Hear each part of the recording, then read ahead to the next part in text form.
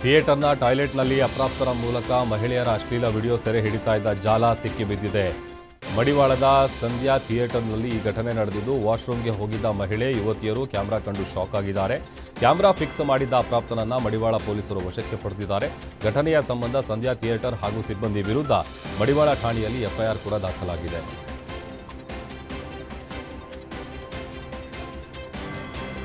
ಚಿಕ್ಕಮಗಳೂರು ಮಲ್ಲೇಗೌಡ ಸರ್ಕಾರಿ ಜಿಲ್ಲಾಸ್ಪತ್ರೆಯಲ್ಲಿ ಉಸಿರಾಟದ ಸಮಸ್ಯೆಯಿಂದ ಸ್ಟ್ರೆಚರ್ ಮೇಲೆ ರೋಗಿ ನರಳಾಡ್ತಾ ಇದ್ರೆ ವೈದ್ಯ ಮೊಬೈಲ್ನಲ್ಲಿ ಮಾತನಾಡ್ತಾ ಕುಳಿತಿದ್ದ ವಿಡಿಯೋ ಸೋಷಿಯಲ್ ಮೀಡಿಯಾದಲ್ಲಿ ಸಿಕ್ಕಾಪಟ್ಟೆ ವೈರಲ್ ಆಗ್ತಾ ಇದೆ.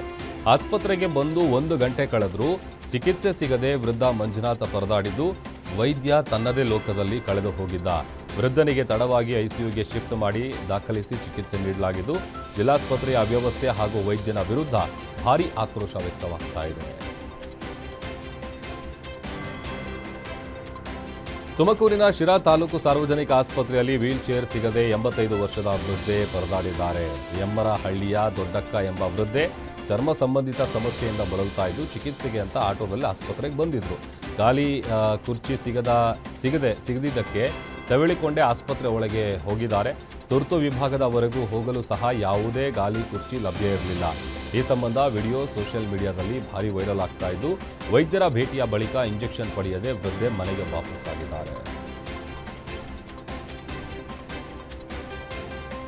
ಎಷ್ಟಾಯದ್ದು ಎನ್ನಲಾದ ಸೈಟ್ ಕಾಂಪೌಂಡ್ ತೆರವು ಪ್ರಕರಣ ಸಂಬಂಧ ಕಾಂಪೌಂಡ್ ತೆರವುಗೊಳಿಸಿದವರ ವಿರುದ್ಧ ಪುಷ್ಪ ದೂರು ದಾಖಲಿಸಿದ್ದಾರೆ. ಹಾಸನ ಬಡಾವಣೆ ಠಾಣೆಗೆ ಪುಷ್ಪ ಚಿಕ್ಕಮ್ಮನ ಮಗ ದುರ್ಗಾಪ್ರಸಾದ್ ಆಗಮಿಸಿ ಜಿಪಿಎ ಹೋಲ್ಡರ್ ದೇವರಾಜ್ ವಿರುದ್ಧ ಕಂಪ್ಲೇಂಟ್ ಕೊಟ್ಟಿದ್ದಾರೆ.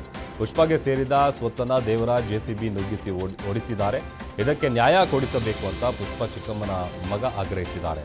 ಅಲ್ಲದೆ ಸತ್ಯಮಂಗಲ ಪಂಚಾಯತ್ ಪಿಡಿಒ ನಟರಾಜ್ ದೇವರಾಜ್ಗೆ ಕುಮ್ಮಕ್ಕು ನೀಡಿ ಜೆಸಿಬಿ ಕಳಿಸಿಕೊಟ್ಟಿರುವಂಥ ಆರೋಪ ಕೂಡ ಕೇಳಿಬರ್ತಾ ಇದೆ.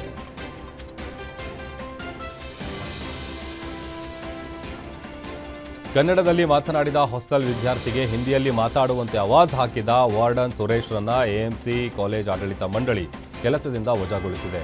ವಾರ್ಡನ್ ವಿರುದ್ಧ ಸಿಡಿದಿದ್ದ ಕನ್ನಡ ಪರ ಸಂಘಟನೆಗಳು ವಜಾದ ವಾರ್ಡನ್ ಜಾಗಕ್ಕೆ ಕನ್ನಡಿಗರನ್ನೇ ನೇಮಿಸುವಂತೆ ಒತ್ತಾಯಿಸಿ ಬನ್ನೇರುಘಟ್ಟ ರಸ್ತೆಯಲ್ಲಿರುವ ಎಎಂಸಿ ಕಾಲೇಜಿಗೆ ಮುತ್ತಿಗೆ ಹಾಕುವುದಕ್ಕೆ ಯತ್ನಿಸಿದ್ರು.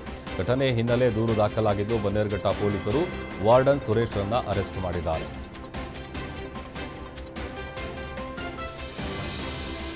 ಕ್ಷುಲ್ಲಕ ಕಾರಣಕ್ಕೆ ಗ್ಯಾಂಗ್ಗಳೆರಡು ಹೊಡೆದಾಡಿಕೊಂಡಿರುವಂಥ ಘಟನೆ ಹುಬ್ಬಳ್ಳಿಯ ಕಮರಿಪೇಟೆಯಲ್ಲಿ ನಡೆದಿದೆ. ಕೈಯಲ್ಲಿ ತಲ್ವಾರ್ ಹಿಡ್ಕೊಂಡು ಗುಂಪುಗಳೆರಡು ಹೊಡೆದಾಡಿಕೊಂಡಿದ್ದು, ಗಲಾಟೆಯಲ್ಲಿ ಯುವಕನೋರ್ವ ಗಂಭೀರವಾಗಿ ಗಾಯಗೊಂಡಿದ್ದಾನೆ. ಗಾಯಾಳುವಿಗೆ ಕಿಮ್ಸ್ ಆಸ್ಪತ್ರೆಯಲ್ಲಿ ಚಿಕಿತ್ಸೆ ನೀಡಲಾಗ್ತಾ ಇದ್ದು, ಕಮರಿಪೇಟೆ ಪೊಲೀಸ್ ಠಾಣೆಯಲ್ಲಿ ಪ್ರಕರಣ ದಾಖಲಾಗಿದೆ.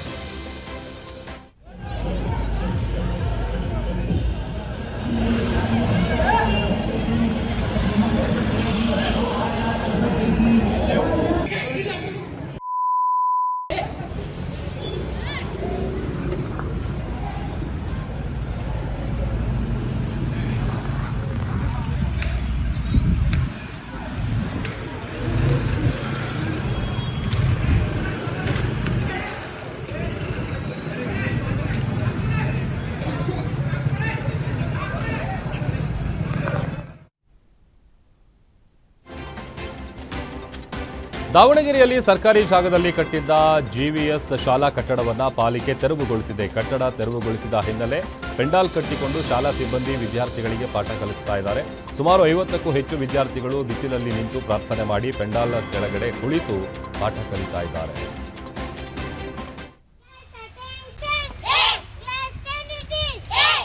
ಕಾಂಗ್ರೆಸ್ ಸರ್ಕಾರ ಅಧಿಕಾರ ಬಂದಾಗಿಂದ ಕೂಡ ಬಡವರ ಮೇಲೆ ದೌರ್ಜನ್ಯ ಮಾಡ್ತಕ್ಕಂಥ ಕೆಲಸ ಮಾಡ್ತಾ ಬಂದಿದೆ. ಉದಾಹರಣೆಗೆ ಇವತ್ತು ಬೆಂಗಳೂರಿನಲ್ಲಿರ್ತಕ್ಕಂಥ ಕೋಗಿಲೆಯಲ್ಲಿ ನಡೆದಿರ್ತಕ್ಕಂಥ ಘಟನೆ ಇರ್ಬೋದು. ಜೊತೆಗೆ ನಮ್ಮ SOG ಕಾಲನಿ ಇಡೀ ಶ್ರಮಿಕರು ಬಡ ವರ್ಗದವರು ಜೀವನ ಮಾಡ್ತಕ್ಕಂಥ ಏರಿಯಾ ಅದು. ಅಲ್ಲಿ ಇವತ್ತು ಅಲ್ಲಿನ ಹಿಂದಿನ ಕಾರ್ಪೊರೇಟ್ರುಗಳು ಏನು ಹಣದ ಆಸೆಗೋಸ್ಕರ ಅಲ್ಲಿನ ಬಡವರಿಗೆ ಸಿಕ್ಕಲ್ಲಿ ದುಡ್ಡು ಇಸ್ಕೊಂಡು ಸೈಟ್ ಕೊಟ್ಟಂಗೆ ಇವರೇ ಆದೇಶ ಮಾಡಿ ಮನೆ ಕಟ್ಕೊಳಕ್ಕೆ ಅವಕಾಶ ಮಾಡಿ ಒಂದು ಕಡೆಯಿಂದ ಜಿಲ್ಲಾಡಳಿತರು ಒಡೆಯಂಥ ಕೆಲಸ ಮಾಡ್ತಾರೆ, ಒಂದು ಕಡೆಯಿಂದ ಜನಪ್ರತಿನಿಧಿಗಳು ಅವ್ರ ಹತ್ರ ದುಡ್ಡು ತಿಂದು ಸೈಟ್ ಅಲಾಟ್ ಅಂತ ಕಾಂಗ್ರೆಸ್ ಸರ್ಕಾರ ಅಧಿಕಾರ ಬಂದಾಗಿಂದ ಕೂಡ ಬಡವರ ಮೇಲೆ ದೌರ್ಜನ್ಯ ಮಾಡ್ತಕ್ಕಂಥ ಕೆಲಸ ಮಾಡ್ತಾ ಬಂದಿದೆ. ಉದಾಹರಣೆಗೆ ಇವತ್ತು ಬೆಂಗಳೂರಿನಲ್ಲಿರ್ತಕ್ಕಂಥ ಕೋಗಿಲೆಯಲ್ಲಿ ನಡೆದಿರ್ತಕ್ಕಂಥ ಘಟನೆ ಇರ್ಬೋದು. ಜೊತೆಗೆ ನಮ್ಮ SOG ಕಾಲನಿ ಇಡೀ ಶ್ರಮಿಕರು ಬಡ ವರ್ಗದವರು ಜೀವನ ಮಾಡ್ತಕ್ಕಂಥ ಏರಿಯಾ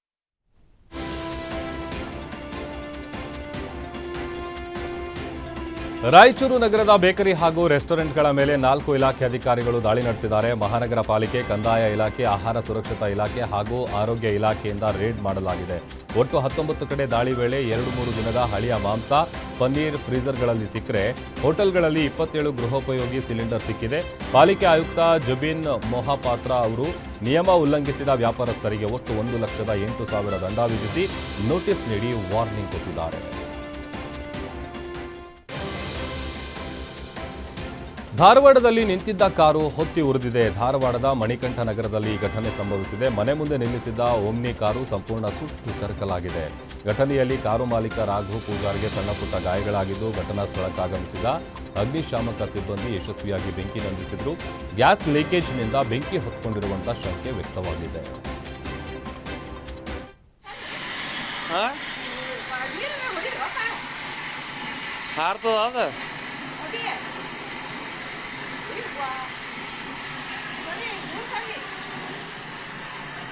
ಮಾಡತ್ತಿದ್ರು ಅವರು.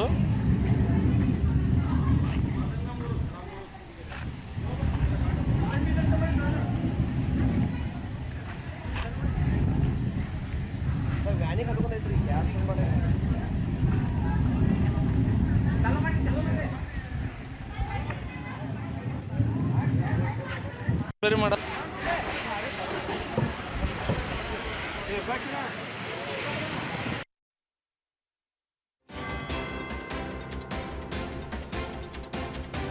ದಾವಣಗೆರೆ ಜಿಲ್ಲೆ ಚನ್ನಗಿರಿ ತಾಲೂಕಿನ ಸಂತೆಬೆನ್ನೂರು ಪುಷ್ಕರಣಿಯಲ್ಲಿ ನೂರಾರು ಮೀನುಗಳು ನಿಗೂಢವಾಗಿ ಮೃತಪಟ್ಟಿವೆ. ಪ್ರವಾಸಿಗರಿಗೆ ಕೇಂದ್ರ ಬಿಂದುವಾಗಿದ್ದ ಸಂತೆಬೆನ್ನೂರು ಐತಿಹಾಸಿಕ ಪುಷ್ಕರಣಿಯಲ್ಲಿ ಮೀನುಗಳೇ ಪ್ರಮುಖ ಆಕರ್ಷಣೆ. ಈಗ ನಿಗೂಢವಾಗಿ ಮೀನುಗಳು ಮೃತಪಟ್ಟಿದ್ದು ಸ್ಥಳೀಯರಲ್ಲಿ ಆತಂಕ ಮನೆ ಮಾಡಿದೆ.